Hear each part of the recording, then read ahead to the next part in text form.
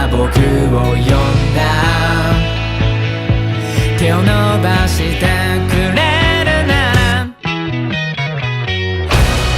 心はまだ答えられないまま深い未来では理想を描いた今、ただ痛いほど願って忘れはしないから。このまま立ち止まってしまったら、涙の味でさえ知らないままだったら、君と笑って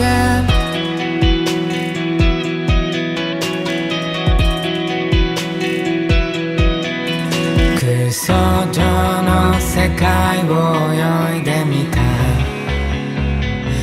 助かるの日には思い出が流れ落ちた。消極的希望のないような口ぶりで明日を見上げる空。困ったな未来にすがることさえも今がるくらいのきらめく声が覗いた。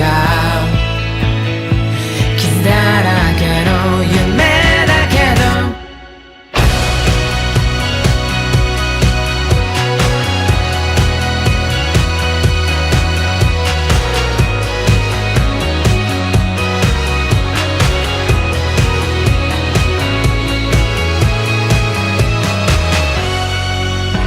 鼓動は早くざめいていた深海